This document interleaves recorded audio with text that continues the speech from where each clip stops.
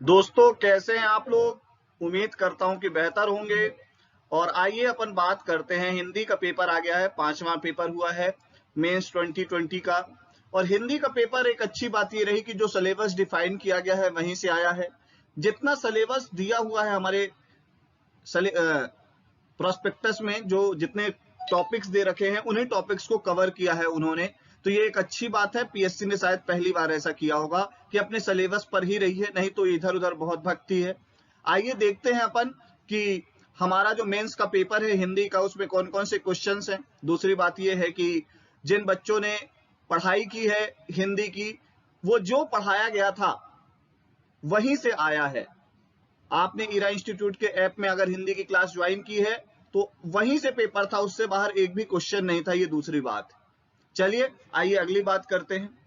पहला क्वेश्चन है, पारिभाषिक शब्दावली का तात्पर्य क्या है।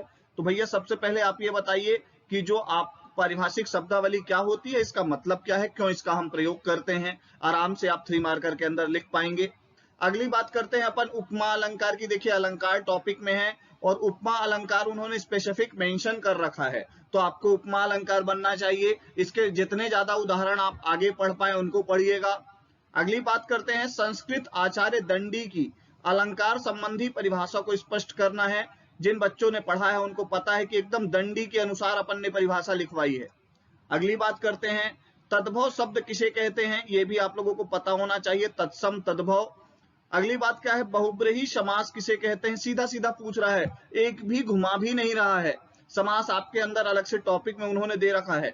स्वर संधि को स्पष्ट करना है। स्वर संधि, संधि पढ़ना ही है, टॉपिक में ही दे रखा है। स्वर संधि सीधी सीधी परिभाषा आपको लिख देनी है। तत्सम शब्द का अर्थ क्या होता है। देखिए यहाँ पे तद्भव पूछ लिया, यहाँ तत्सम पूछ लिया। पर्यायवाची शब्द किसे कहते हैं।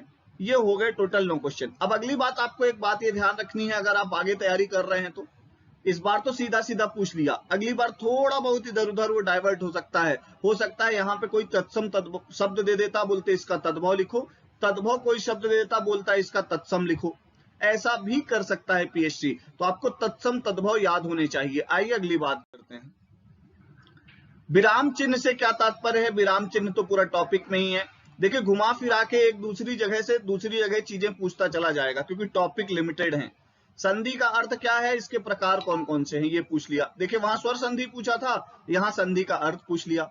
अगला है द्वंद्व समास का अर्थ क्या है, इसके प्रकार कौन कौन से हैं। ठीक है, अब आप लोगों को लग रहा होगा द्वंद्व समास के प्रकार ये कहां से आ गया भैया। तो भैया होता है, ठीक है। अगर आपने ढंग से पढ़े हैं द्वंद्व समास, तो द्वंद्व समास के 3 प्रकार होते हैं। कितने प्रकार होते हैं, 3 प्रकार। थोड़ा ध्यान से पढ़िएगा। चलिए अगली बात करते हैं, कहावत किसे कहते हैं। ठीक है, चलिए ये बहुत आसान, लोकोक्ति मुहावरे दे रखा है। अगली बात है, तत्सम तद्भव शब्दों में अंतर। वहां तत्सम पूछ लिया, फिर तद्भव पूछ लिया, दोनों का अंतर। व्यंजन संधि पूछ ली। देखिए एक जगह स्वर संधि, एक जगह व्यंजन संधि, एक जगह संधि।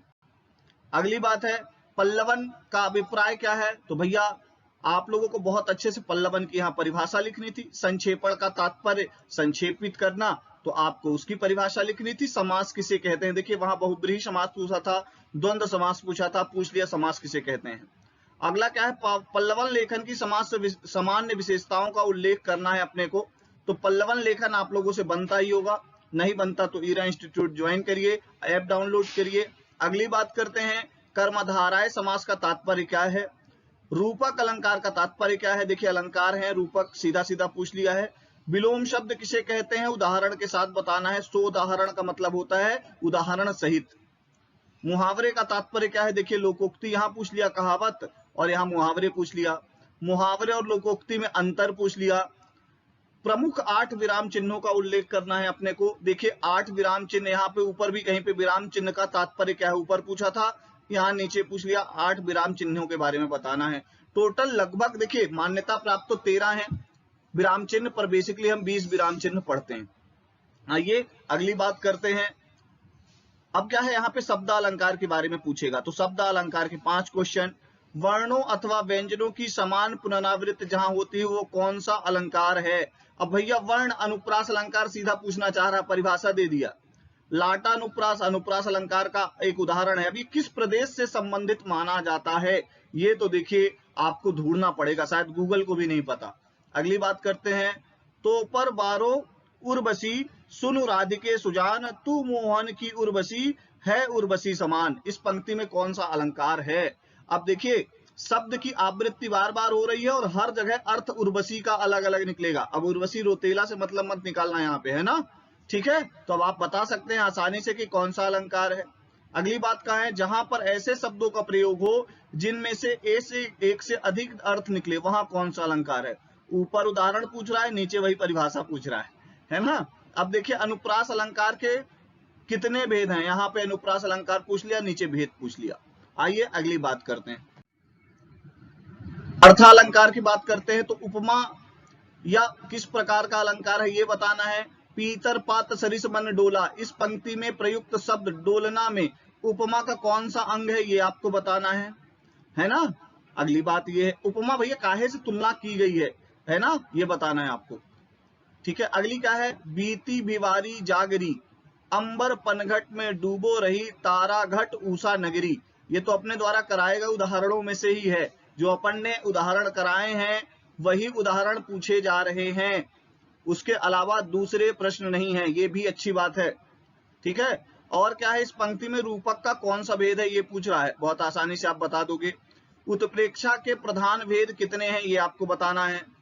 फिर हेतु उत्प्रेक्षा अलंकार में हेतु का समान अर्थ क्या है ये पूछ रहा है, मतलब प्रकारों को पूछ रहा है अलंकार के, है ना। आइए अगली बात करते हैं, वाक्यों का हिंदी से अंग्रेजी एवं अंग्रेजी से हिंदी ट्रांसलेशन है।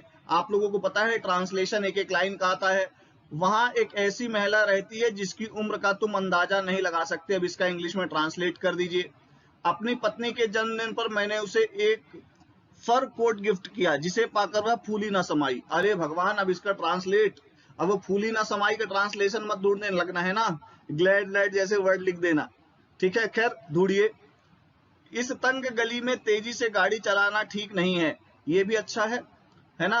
अगला है, अब आंखें खोल लीजिए। अरे बाप रे, डॉक्टर बोलता है ना, मूवियों में आपने देखा होगा, आंख का ऑपरेशन हो गया है, अब आंखें खोल लीजिए। अगला है, भारत की विजय असंभावी है ना। तो आपको बताना है भैया, इसको भी ट्रांसलेट कर लेना है। अगली बात क्या है, a good teacher may be not a good author and vice versa, मतलब इसका उल्टा भी हो सकता है, वाइसे वर्सा, समझ गए। चलिए अगली बात करते हैं, he is the founder of the institution as well and its director. ये भी बहुत आसान है, इतना तो कर लोगे। बाय ऑर्डर डिस्ट्रिक्ट मजिस्ट्रेट, मतलब डिस्ट्रिक्ट मजिस्ट्रेट के आदेशानुसार, जिलाधीश के आदेशानुसार, है ना। एलिजिबल फॉर गवर्नमेंट अकोमोडेशन, बहुत आसान पूछा है यार इस बार। अगली बात क्या है, इट में safely be admitted that, it can safely be admitted that, ठीक है। ये बहुत आसान है मेरे हिसाब से, तो इंग्लिश से हिंदी करना ज्यादा आसान था, हिंदी से इंग्लिश करना टफ था थोड़ा सा, जिस हिसाब से वर्ड से उनके अकॉर्डिंग मैं कह रहा हूं। अब अगली बार हो सकता है टफ भी आए, थोड़ा सा वर्ड पावर अपनी बढ़ाइएगा आप, हिंदी से इंग्लिश और इंग्लिश से हिंदी ट्रांसलेशन में। आइए अगली बात करते।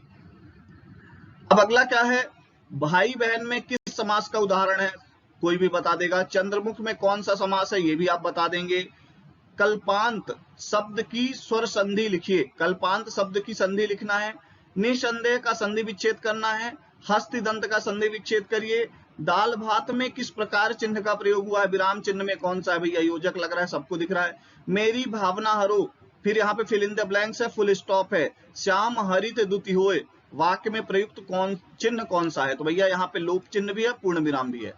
अब ये अभ्यस्त का शुद्ध रूप, मानक भाषा दे रखी है ना, उसी के लिए ये शुद्ध रूप पूछ रहा है, तो अभ्यस्त होता है उसका शुद्ध रूप, ताव आता है ना। अगला क्या है, बुढ़िया चरखा काटती है, वाक्य का शुद्ध रूप। तो ध्यान रखिएगा, शुद्ध रूप में आप संज्ञा शब्द को नहीं बदल सकते, है ना।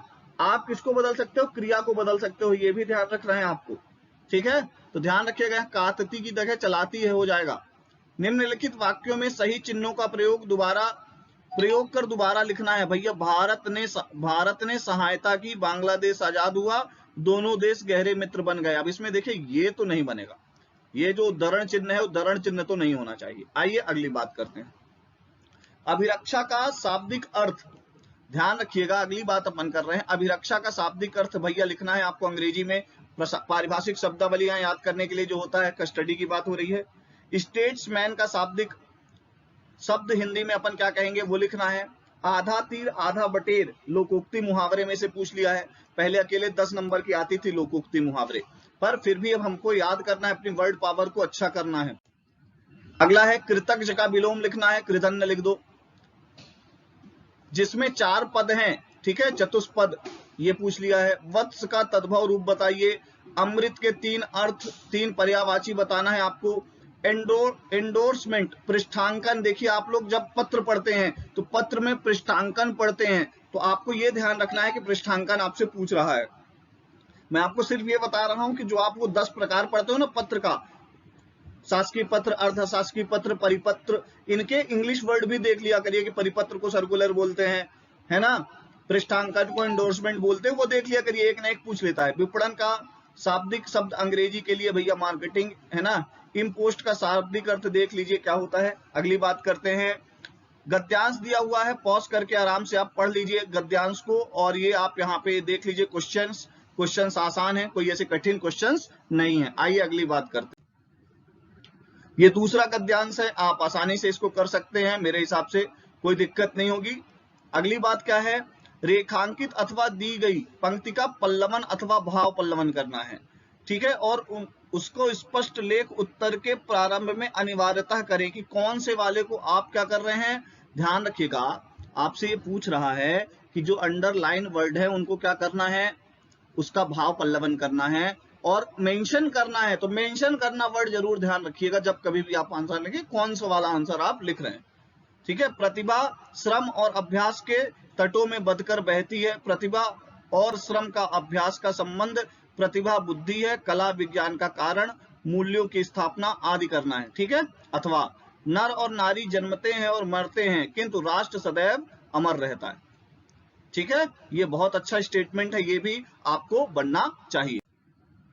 अगली बात करते हैं, आपको संक्षेपण लिखना है, 1/3 में लिखना है। देखिए एक साफ साफ लिख दिया है, मैं आपसे हमेशा कहता हूं संक्षेपण 1/3 में लिखा जाता है, ठीक है। और ये पूरा पढ़ के आपको बहुत आसानी से संक्षेपण कर देना है, हेडिंग भी, उसका शीर्षक भी लिख देना है ना, संक्षेपण पूरा हो जाएगा। और ये नंबर लगभग पूरे दिलवाता है।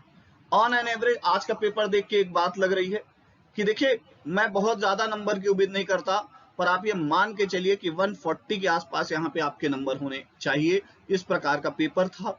इंपॉर्टेंट ये है कि थर्ड पेपर में सारी कसर इन्होंने निकाल ली है, इसलिए अपन हिंदी पे जितना ज्यादा स्कोर करेंगे उतना अच्छा रहेगा। आपको टेस्ट सीरीज चाहिए एमपीपीएससी 2021 की, स्पर्धा नाम से ईरा इंस्टीट्यूट के ऐप में है, डाउनलोड कर सकते हैं।